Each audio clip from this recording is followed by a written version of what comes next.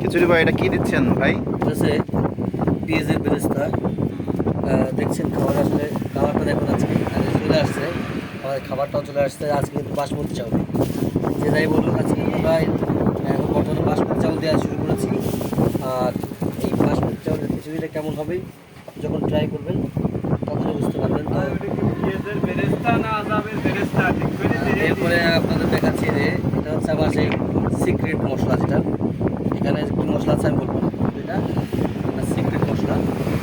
এটা আসলে যে শুধু আপনাদের জন্য তৈরি করা। দর্শক, আপনারা আসবেন, ট্রাই করবেন, উপভোগ করবেন এই খাবারের স্বাদ।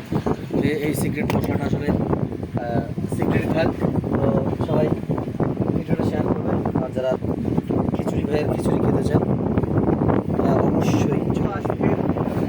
একটু দ্রুত আসতে হবে, কারণ খাবার কিন্তু স্বল্প। খাবারের কোয়ালিটিটা আপনারা দেখতেই পাচ্ছেন ভিডিওর মাধ্যমে, যা দেখতে পাচ্ছেন।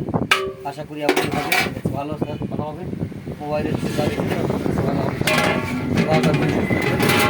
ভিডিওটি শেয়ার করে দ্রুত চলে আসবেন খিচুড়ি ভাইয়ের দোকানে, লোকেশন পাটগাতি বাস স্ট্যান্ড, যেটি